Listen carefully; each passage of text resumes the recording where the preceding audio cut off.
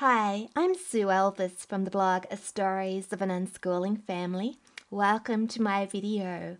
Today I'd like to talk about Evernote and homeschool records and how I used my Evernote homeschool records to register my girls as homeschoolers in the state of New South Wales, Australia. Now, the registration process in our state is quite strict. Our children have to fulfill a lot of requirements in order to be registered. And I think the whole process was made a lot easier for us by using Evernote. Yes, we had a registration visit yesterday. An authorised person or an AP came to visit us from the education department and had a look at our records to determine whether we would be awarded another period of registration. So I was telling a few people about this, and a few people would like to know more about how that registration visit went and how my Evernote notes were. How did the AP like my Evernote notes? So yeah, that's what I want to share with you today. Now, I discovered Evernote, or maybe just over a year ago, and the possibilities, I was really quite taken with them. It captured my imagination, and I thought, Evernote is something we can use for our homeschooling. It will make record keeping a lot easier and showcase unschooling maybe. I think Evernote is ideal for keeping unschooling records. Lots of different ways that we can use it, and so I've been using it for 5 terms now.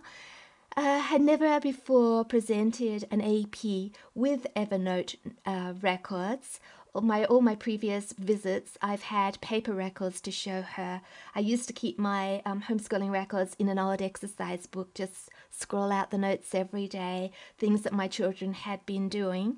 And then just before a registration visit, I would take all those notes and sit at the computer and turn them into some sort of impressive document, which used to take me quite a long time to do. And then when the AP came to visit, I would give her these documents and she would have a summary of what my girls had been doing. Always we passed our registration visit, and we've never had any problems registering. Always been given 2 years registration. That system worked. But I think the Evernote system is even better. But I hadn't actually tried it out on an AP, even though I felt really confident about it. I think that my Evernote notebooks are really quite impressive, but until yesterday I hadn't actually tested them out. So no, I wouldn't say I was apprehensive, but I was interested in seeing the AP's reaction. So she came to see us yesterday morning. And when she arrived, instead of putting my paper records in front of her, I put my computer in front of her. I opened it up at my Evernote notebooks and stood back and to see what she'd make of them. And she was blown over. She thought they were amazing.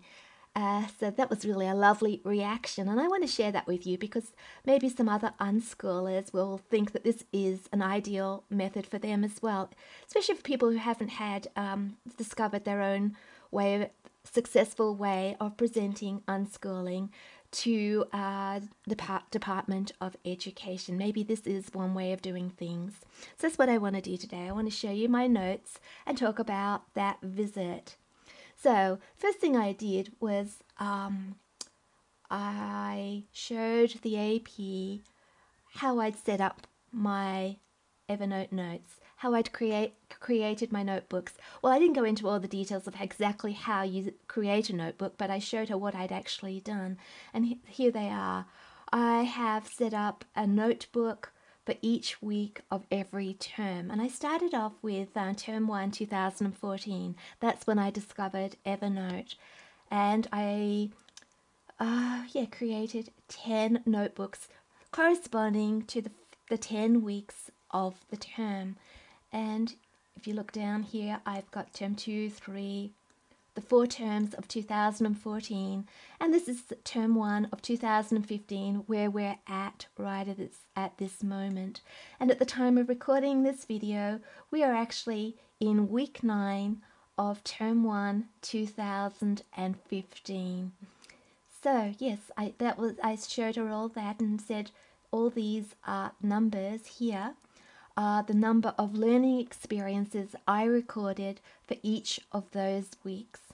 So the AP sat down and then she was able to scroll through all these notes, all the learning experiences that I recorded. It didn't take her very long to get the hang of it. For example, you just click on one and the note opens up here in greater detail. So this note here, we go for a run down at the bush tracks most mornings. And I took this photo one morning on my iPod and I there's a few photos there, and I uploaded those into the note. I called it PDHPE. That's our PE or exercise. And so we wouldn't call it PDHPE to ourselves, we just went running. But everything has to be translated into the right language for the education department. And to be registered, our children have to follow the 6 key learning areas of the school syllabus, and PDHPE is one of those key learning areas. So I've labelled that there and I put a tag with the same label over there. So really what I'm doing is I'm translating all my girls' learning experiences into the key learning areas. I'm giving them a title, one of the key learning areas. Now, of course, learning isn't divided up into subjects as far as unschooling goes. We don't work that way. But when it comes to registration time, of course, that's what the education department expect. They expect to see learning for all the 6 key learning areas. And I have labelled everything that way. Here we go here. This one's labelled English. We were watching a video one day and the words cloth ears came up. So the girls wanted to know, well, what does cloth ears mean, Mum? So I went to the Urban Dictionary here and I clipped this information out and I labelled it English. I also labelled it HSIE because it's a word that comes from a particular time in history. So there was a historical association with this as well. So that covers 2 key learning areas. So with my AP, she just scrolled down through all these notes, having a look at them. DVDs that we've watched. Again, geography and history, HSIE. Things that I've clipped off the internet or have written notes myself for. And she just, there was too much here. She was just overwhelmed by all the things that my girls have done in the past. Well, this is only 5 terms. She didn't even look at the paper records, the 3 terms that I'd recorded in my exercise book before I changed over to this system. She didn't even look at that because I think there was so much here that this satisfied her completely. So she just went on to random notebooks, scrolled through them. This here is a video that Sophie made and uploaded to YouTube. I didn't actually put a title on that one, but I would have called it Computer Technology and Creative Arts. I've actually tagged it correctly up there. So that's what she did. She sat down and she had a look at she didn't look at all my notes because there's too many of them. But 5 or 10 minutes of looking and she, amazing. Oh, wow. She was convinced that my girls have been learning a lot while they've been unschooling. So there was no problem there of presenting to my AP my children's learning. She was sure that they were learning a lot. She was happy with all these notes. She could see what they've been learning. Now I did have some paper notes to show her as well, paper evidence of learning. Both my girls, I'm talking about my daughters Gemma Rose, who's 11, and Sophie, who's 13. Charlotte's 17 now and doesn't need to be registered, even though she's still unschooling.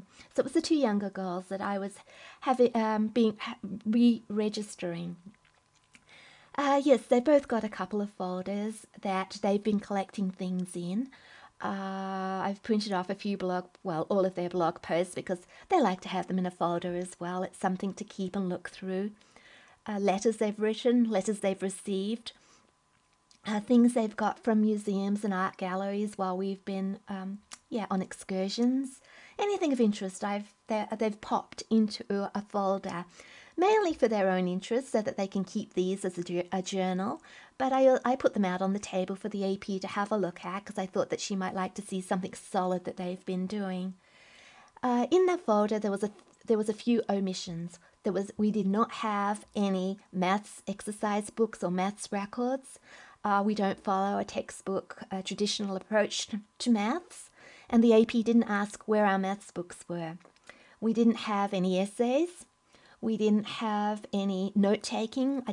We don't learn a subject and then I don't say to the girls, make some notes on like that, like they do at school. So there was no note taking there. There was no write-ups of scientific experiments or anything like that. Nothing like what would be expected at school and what maybe other homeschoolers do. The AP didn't even ask for any of that. She was quite satisfied. She didn't even spend much time looking at the folders. She'd already seen from my Evernote notes that the girls had done a lot. I think she looked through their folders out of politeness because they wanted her to have a look. Also, the girls had collected together a few things like their knitting, crochet, handicrafts, homemade books, all that type of thing that they'd been working on, creative arts projects, I guess. And they'd put those on the table, well, a selection of them to have a look for her to have a look at. And she kindly had a look at them as well and admired them, and the girls were happy, and that was fine. So that's what we showed our AP when she came yesterday. Now, of course, besides seeing records of what the girls have been doing over the past 2 years, she wanted to see evidence of progress of learning. I think this is something that doesn't make much sense to parents. I don't think that we need to keep complicated progress reports as far as writing things down for ourselves. I instinctively know where my girls are going and what they know. I've got a good feeling about them. I know when they're having trouble over something, when they need extra help. I know when they're actually they're achieving things. Big smiles on faces. We know all that. We don't need to write it down. But the AP wants something to show, something concrete to show that the girls are progressing. Now, the big issue here, and it's one of those words that a lot of people don't like to hear in New South Wales, is outcomes.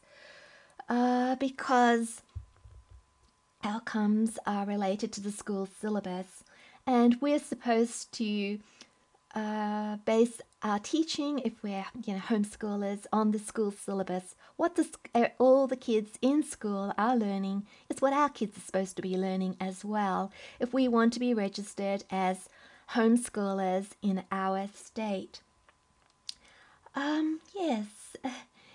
So how can we do that if we're unschoolers? I guess that's a big question. So, outcomes. What I've done is I have a notebook just for outcomes.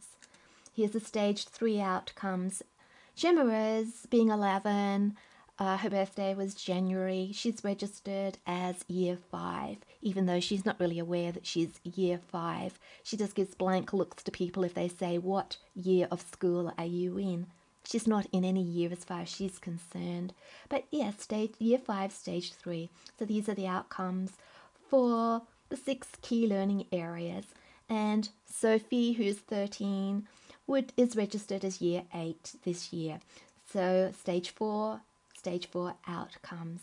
And within each notebook, there's all the different outcomes that school kids have to achieve by working through the school syllabus, and which our children are supposed to achieve as well. We'll go back a few sentences. I said that homeschoolers are supposed to teach. I meant to say also that unschoolers are meant to learn. What they're learning is supposed to correlate to the outcomes. So I didn't write these simplified outcomes. my sister Vicky, she very kindly gave me these outcomes. She'd worked through it herself and written a simplified list of outcomes, which are much easier to understand than the documents that you can find on the Bosti's website. But even so, some of the outcomes I find are a little bit difficult to understand. What are they asking of us and our children? So I've also put in a notebook here to do with the syllabus, the school syllabus. And there's a note for each of the key learning areas. And this is, I've copied and pasted this one for geography. There's the stage 4 outcomes. And this is what they mean. 4.1 identifies and gathers geographical information. That's something that all our children have to have had to have done. They have to be able to do that. That's the outcome of whatever work or learning that they're doing. So I asked RIP about outcomes because I have been applying outcomes.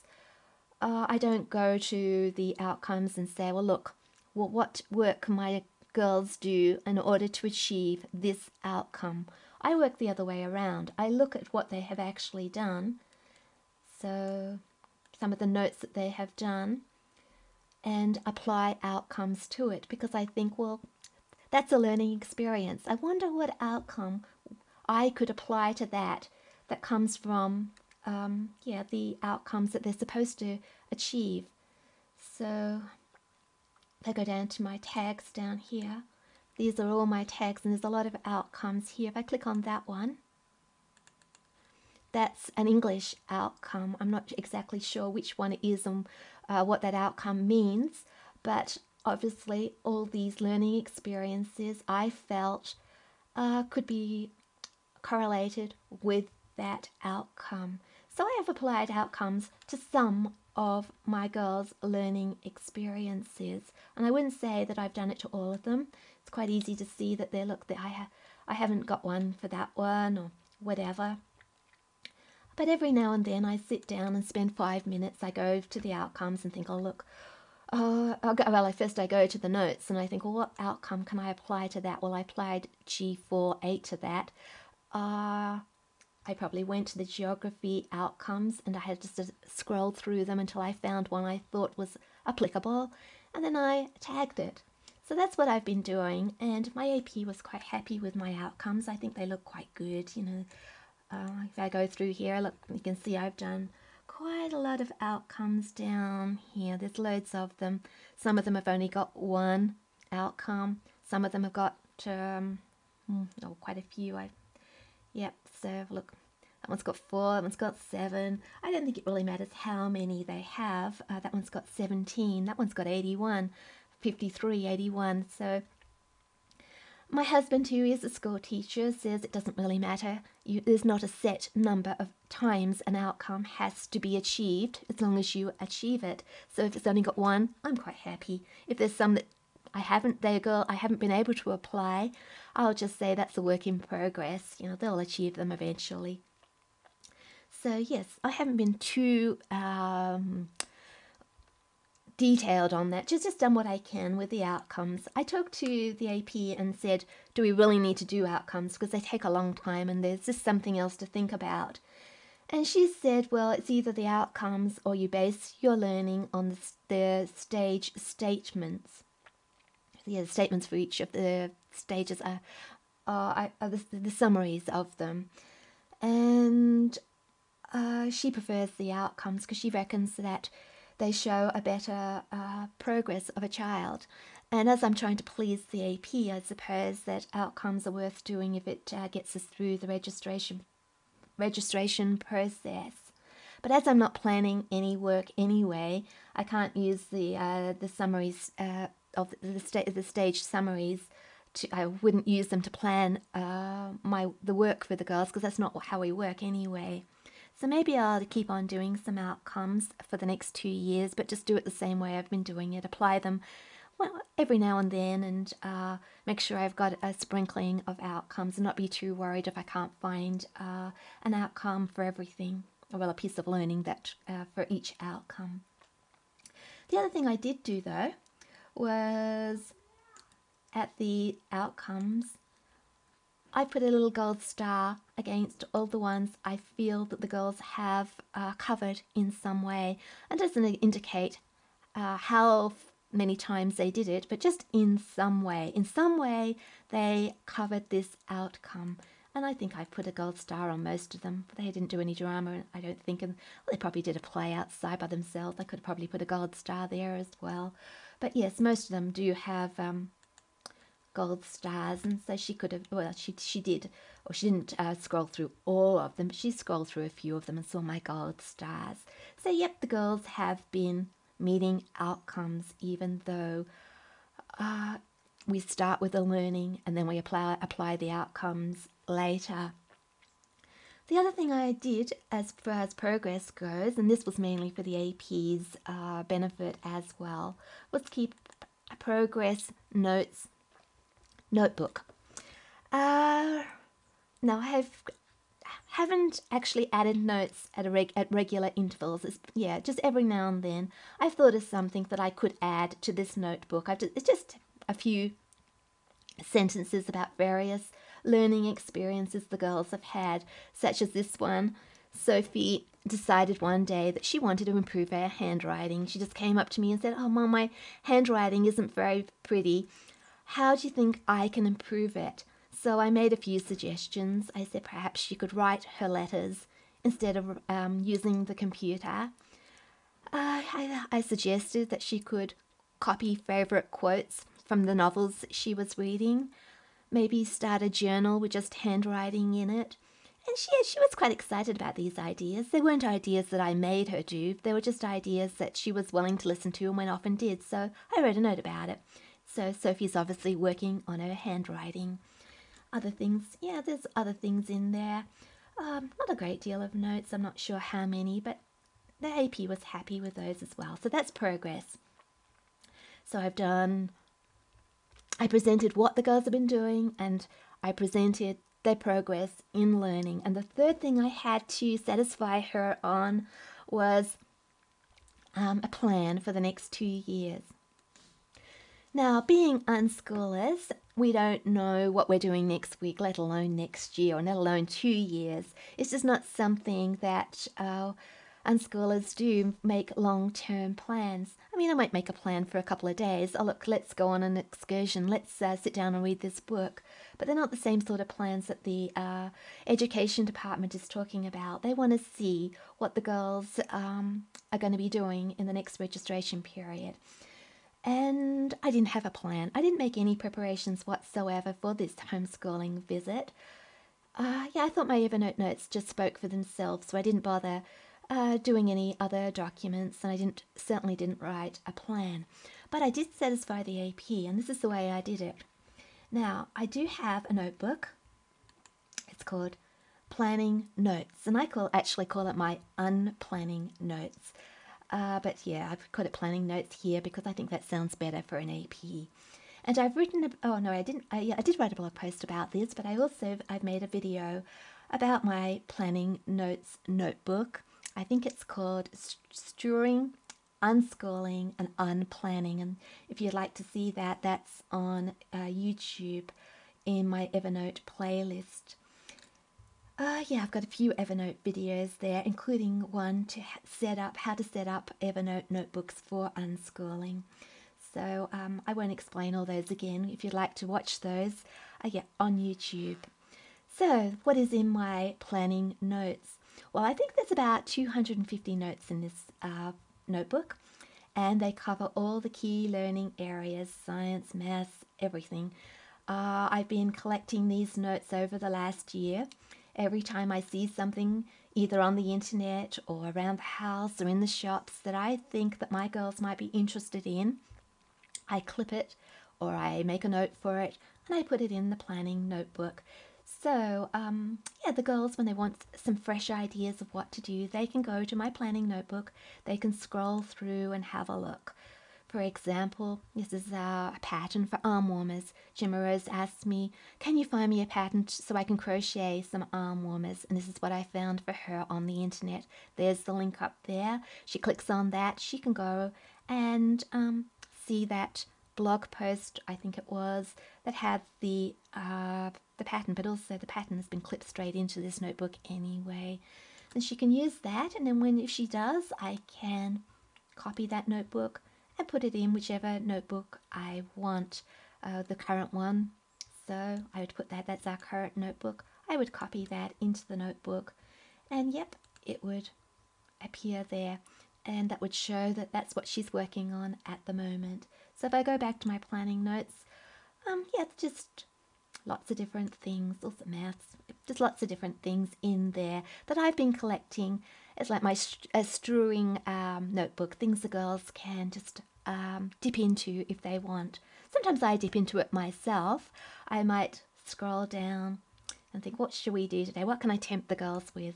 Well, there's a YouTube video that I clipped off the internet. It's a documentary, A People's History Turn Back Time, The Family Edwardian. I think that sounds quite interesting. It's history, HSIE, that's what I've tagged it with. And I might say, hey, would you like to sit down and watch a video with me, girls? And I'm sure my girls would say, oh yeah, Mum, we really would like to do that. So I would copy that into the right notebook over here, and we would sit down. Either I would cast that onto the TV using Chromecast, or we might gather around my laptop and watch it. And look there, when it comes into the notebook, it would have those tags there. It has a title up there, ready for the key learning areas. And maybe I'd go and have a look for an outcome that I could attach to that as well if I was feeling enthusiastic. I had a few minutes. So that's my planning notebook, and I told the AP about this, and she was very impressed by all these different resources. She can see that there's some great stuff in here, and the girls will be learning a lot if they use some of these resources. Now, I did mention at that stage again my school syllabus. So she was aware that I'm aware that the girls are supposed to do things that correlate with this. Now, I wouldn't, as I said, I wouldn't start here and work back to my planning notebook looking for things that will satisfy these outcomes. I do it the other way around. We would, again, I would take that note maybe, then I'd go to the creative arts outcome and find out an outcome that would satisfy, that would go with that note. And if I wasn't sure, I'd go to the school syllabus and have a look. Creative arts there, and probably follow that link, and I would discover, what would that come under if my girls were in school? What outcome could I apply to that? So, yep, I think having the school syllabus and the outcomes in the notebooks does give the AP the impression that we are aware that we have to fulfill certain requirements. But yeah, I'm going to unschool, and I'm just going to work the other way around, and hopefully it'll all work out. So it's worked out so far, so I'm pretty confident that we can keep on doing that. So that was my plan for the next couple of years. Now, I think also what helped convince her that that would work is that I have the records here of the past 2 years, and this is our 23rd year of homeschooling, so we have a lot of evidence with the Bosties. They've got lots of information about our family and all the children I've homeschooled, or they've been homeschooling, been registered as homeschooling. So they've got a lot of details about us in their files, and know that we've always passed our registration visits. So I think that in a way, this is post planning. It's we do the stuff, and then we go back and say, look, we did it first, and then we did satisfy the requirements. I told her that we would be continuing in the same manner in the next 2 years, and she accepted that. So would this work for somebody that had just started out unschooling and just started out as a registered homeschooler? I'm not sure. I think maybe they would have, if anyone was doing that, maybe they'd have to write a plan to start with. Maybe it wouldn't have to be a big plan. I've written plans in the past for unschoolers that have just covered one term, and the way I did it was I just filled it with things I knew the girls would do. Yeah, things that they're already doing, things that we did regularly, like going to the library, our own reading, cooking, books. Maybe I put in some specific books from the reading pile that we were doing at the reading through at that time. Maybe a current interest. I would go and find a few resources I think the girls might have used. Yeah, so it was always a plan that I was pretty sure the girls would do anyway, and that satisfied as well. So, yep, that's the 3 stages, what the girls did, how I recorded their progress in learning, and how I satisfied the requirement of a plan for the next couple of years. And our AP was absolutely thrilled with it all. Yeah, she kept saying amazing, and she's gone away to find out more about Evernote, and she's actually said she thinks this is the way things will be going in the future, to have paperless records. She just thought it was such a good system, and I think it showcases unschooling beautifully. It's just suited for all those learning experiences that our children have that don't sort of fit into like textbooks or courses or yeah, there's no other essays or maths exercise books. There's no other way of recording them because we don't have the paper records. We can do it like this with Evernote.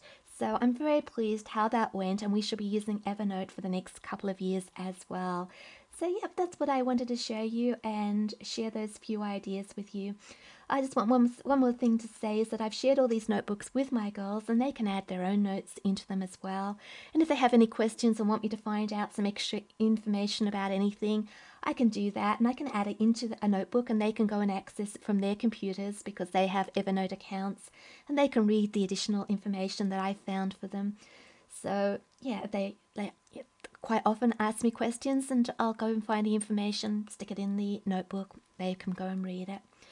So that's yeah, that's it. They do the learning, I do the recording, and I worry about the outcomes and satisfying the AP, and that's got nothing to do with them. They can just get on and do their unschooling, learn in the way that suits them best, and I'm just happy to do the behind the scenes work, doing the recording, which I feel I have to do and have to spend the time doing because I want my children to be able to learn the way they need to learn, and I also know that I need to satisfy yeah, the education department. So that's all I got to show you today, but I am going to record some other videos. I intend to record one for each of the key learning areas to show you what you could put into a notebook because as I've been using Evernote, more and more ideas have come to me about how to translate children's learning into formal type notes that we can put into our Evernote notebooks and then impress our APs. So yeah, I've got some good ideas. Well, I say good ideas. I've got some ideas which I'm excited about, and I hope you will be too when I do those videos. So I'm going to do those pretty shortly. So watch out for those. If you'd like to subscribe to my YouTube channel, you could do that. If you'd like to go over to my blog, Stories of an Unschooling Family, or my Facebook page, Sue Elvis Writes, there's more information about Evernote in both those places. And if you'd like to ask any questions, I'm quite happy to answer them or try to answer them, give you a few more details if I've confused you maybe. And yeah, so leave a question and I will get back to you. I'd be happy to do that. So thank you for watching my video today. And I would encourage you to try Evernote. It's looks complicated, but it's really quite simple. So thank you for watching.